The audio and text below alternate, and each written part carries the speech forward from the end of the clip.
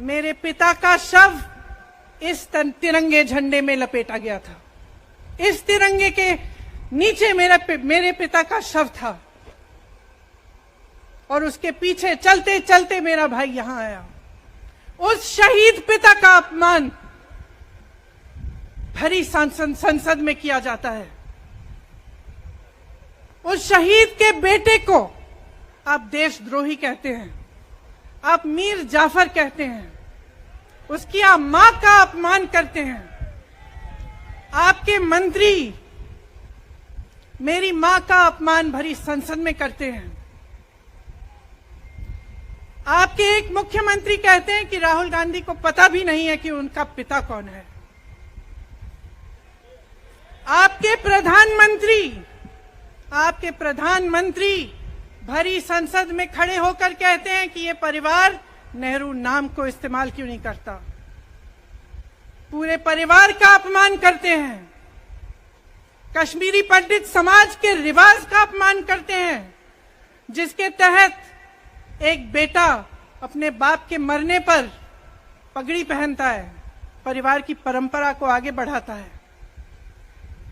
लेकिन आप पर कोई मुकदमा नहीं होता, आपको 2 साल की कोई सजा नहीं मिलती, आपको जेल की सजा नहीं मिलती, आपको संसद से कोई बाहर नहीं निकालता, आपको मना नहीं करता कि 8 सालों के लिए आप चुनाव नहीं लड़ सकते। क्यों? मैं पूछना चाहती हूं क्यों?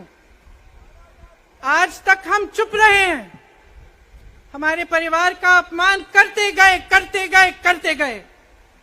मेरे भाई ने क्या कहा? संसद में वो मोदी जी के पास गए और उनसे गले लगे। मेरे भाई ने कहा मैं आपसे नफरत नहीं करता हूं, मेरे दिल में आपके लिए कोई नफरत नहीं है, हमारी विचारधारा अलग है, लेकिन हमारी नफरत की विचारधारा नहीं है। तो मैं पूछना चाहती हूं, एक आदमी का कितना अपमान करोगे? कितना अपमान करोगे? क्या यही है इस देश की परंपरा? आप परिवारवादी कहते हैं, तो भगवान राम कौन थे? भगवान राम को वनवास में भेजा गया, उन्होंने अपने परिवार, अपनी धरती के प्रति अपना धर्म निभाया। क्या भगवान राम परिवारवादी थे? क्या पांडव परिवारवादी थे कि वो अपने परिवार की संस्कारों के लिए लड़े? और हमें क्या शर्म आनी चाहिए कि हमारे परिवार के सदस्य शहीद हुए इस देश के लिए, कि इस झंडे में उनका खून है, इस धरती में उनका खून है, इस देश के लोकतंत्र को मेरे परिवार के खून ने सींचा है। और जो सोचता है कि हमें अपमानित करके हमें डराएंगे, हमें धमकाएंगे, जो सोचता है कि तमाम एजेंसियों को लगाकर हम पे छापे मारकर हमसे कुछ भी कर ले, हमको हमें डराएंगे, वो गलत सोचते हैं। हम डरने वाले नहीं हैं, हम और मजबूती से लड़ेंगे। हम इस देश के लोकतंत्र के लिए कुछ भी करने के लिए तैयार हैं। इस देश के लोकतंत्र को, इसकी नींव कांग्रेस पार्टी के महान महापुरुषों ने डाली है। कांग्रेस पार्टी लड़ी इस देश की आजादी के लिए और आज भी इस देश की आजादी के लिए ही लड़ रही है। कभी कभी मैं सोचती हूं, मुझे समझ में नहीं आता कि पब्लिक क्या सोच रही है। क्या देख नहीं रही है क्या हो रहा है? क्या आपको दिख नहीं रहा है कि आपकी सारी संपत्ति लूटी जा रही है, एक आदमी को दी जा रही है, गिने चुने उद्योगपतियों को सब कुछ दिया जा रहा है? किसकी संपत्ति है? ये राहुल गांधी की संपत्ति है,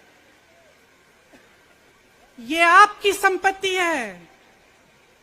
ये पीएसयू किसके हैं? किसके लिए बनाए गए?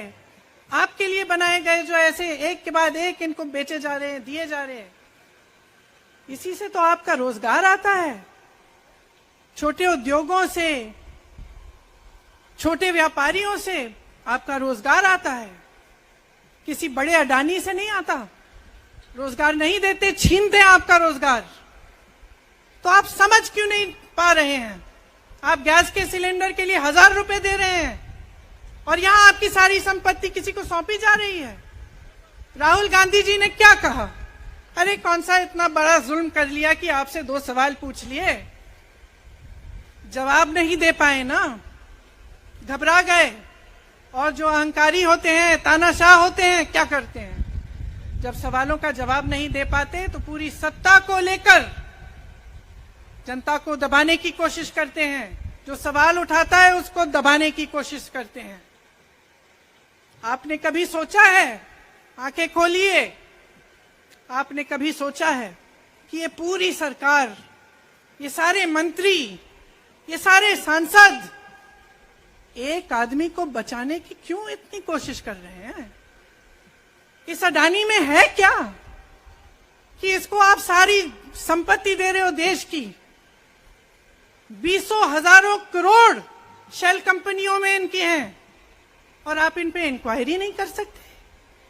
ये अडानी है कौन कि आप सब उनका नाम उठते ही बौखला जाते हैं और उनको बचाने में लग जाते हैं? देखिए, आप इस देश के देशवासी हैं, ये देश आपका है, ये लड़ाई आपकी है। आज तमाम नौजवान बेरोजगार क्यों हैं? हम इश्तेहार तो देख रहे हैं, होर्डिंग देख रहे हैं, मदर ऑफ डेमोक्रेसी लिखा है, कहते हैं कि हमारी अर्थव्यवस्था बहुत तेजी से आगे बढ़ रही है, तो इतने नौजवान बेरोजगार क्यों हैं? तो जहां जहां हम जाते हैं बेरोजगार नौजवान क्यों दिखते हैं? इतनी महंगाई क्यों है? इतनी महंगाई क्यों है? क्या आप इतने बड़े काम कर सकते हो लेकिन एक गैस सिलेंडर का दाम कम नहीं कर सकते? आप छोटे व्यापारियों की मदद नहीं कर सकते? आप रोजगार नहीं बनवा सकते? तो फिर आपकी सरकार किस काम की है? लोगों को दबाने के लिए है या अडानी जी को आगे बढ़ाने के लिए है? तो आज ये समय आ गया है कि हमें गंभीरता से सोचना पड़ेगा